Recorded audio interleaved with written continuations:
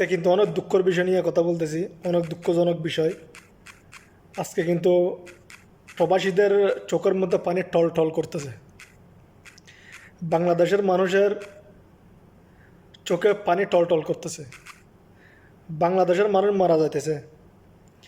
বাংলাদেশে পানি আর পানি, চারিদিকে পানি ছাড়া কিচ্ছু নাই।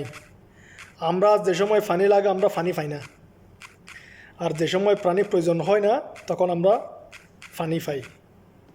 এটা কিন্তু অনেক দুঃখজনক বিষয়।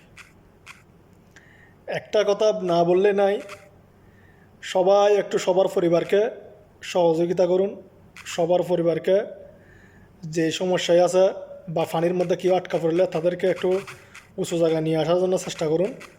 একটা কথা হচ্ছে যে ভাই, বুট, স্পিড বুট এগুলোর অনেক প্রয়োজন বাংলাদেশের মধ্যে।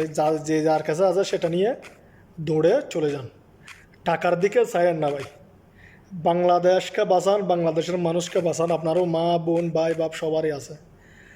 সবার পরিবার আজকে পানির নিচে। এটা কিন্তু একমাত্র ইন্ডিয়ার কারণে। আমরা ইন্ডিয়াকে আগে প্রথমে অনেক প্রশ্রয় দিয়েছিলাম, কিন্তু প্রশ্রয় দেওয়ার কারণে আজকে আমাদের এই পরিণতি। আমাদের বাংলাদেশ থেকে সব ইন্ডিয়ান পণ্য বয়কট করা হোক।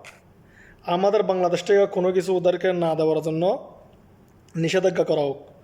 আর একটা কথা হচ্ছে যে আমাদের বাংলাদেশের মধ্যে পুলিশবাসীর মধ্যে অনেকে ইন্ডিয়ান আছে, ইন্ডিয়ানকে সাসপেন্ড করা হোক। আর একটা কথা হচ্ছে যে আমাদের বাংলাদেশের মধ্যে যে বন্যা হয়েছে, যে ক্ষতিগ্রস্ত হয়েছে, এটা আজকে না। এই 2024 সালে ভয়াবহ বন্যা, কিন্তু 2021 সাল, 22 সালের মধ্যে, 20 সালের মধ্যে, 19 সালের মধ্যে, 18 সালে যেগুলো দেখতেছি আমরা, কিন্তু এটা সিলেটবাসী অনেক কষ্টের মধ্যে পড়ে যেত, কুমিল্লাবাসী কষ্টের মধ্যে পড়ে যেত। কিন্তু এখন বর্তমানে আমরা যেটা দেখছি, আমাদের চট্টগ্রাম পুরো বাংলাদেশের উঁচু জায়গা, চট্টগ্রাম ডুলিয়ে গেছে। এটা কিন্তু অনেক দুঃখজনক বিষয়। আমার পরিবারও পানির নিচে। তার জন্য সবাই সবার পরিবারের জন্য দোয়া করবেন, যে যে পারেন সহযোগিতা করুন।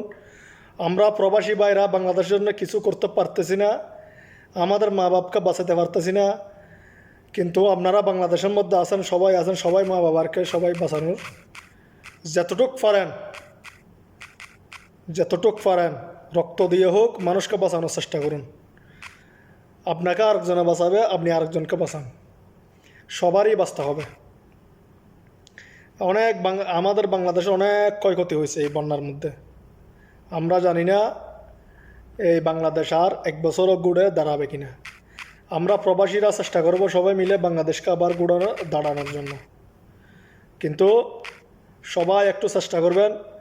আর আরেকটা কথা হচ্ছে যে বাংলাদেশের মধ্যে আমরা সবাই একটা দাবি রাখবো যে ডক্টর ইউনূস যে সরকার থাকুক না কেন, আমরা একটা দাবি রাখবো যে ইন্ডিয়া থেকে একটা ফরাক্কা যে বানটা আছে ইন্ডিয়ার মধ্যে, যে বানটা খুলে দেওয়া হয়েছে, আমাদেরকে আজকে ধ্বংস করে দিছে, তার আগে আমাদের তার চেয়ে একটা বড় বান দেওয়া হোক।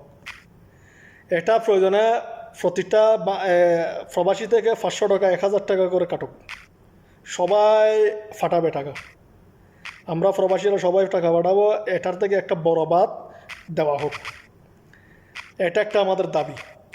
বাংলাদেশের মধ্যে সব কিছু হয়েছে, সব কিছু হবে, কিন্তু আমাদের এটা কিন্তু অনেক প্রয়োজন, অন্যগুলো না করলে আমরা বাঁচবো, কিন্তু এটা কিন্তু না করলে আমরা বাঁচবো না। হয়তো 2024 সালের মধ্যে যে ভয়াবহ বন্যা হয়েছে, হয়তো 2025 সালের মধ্যে আরও কঠিন কিছু আছে কপালে, অনেক সমস্যা।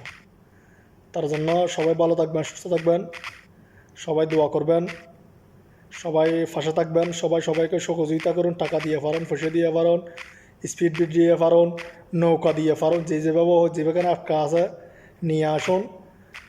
আর সবাই দোয়া করবেন বাংলাদেশের জন্য, পানি কমানোর জন্য, আর আমাদের বাংলাদেশের উন্নতির জন্য সবাই যেতটুকু পারা যেতটুকু সহযোগিতা করবেন। সবাইকে ধন্যবাদ এবং আসসালামু আলাইকুম।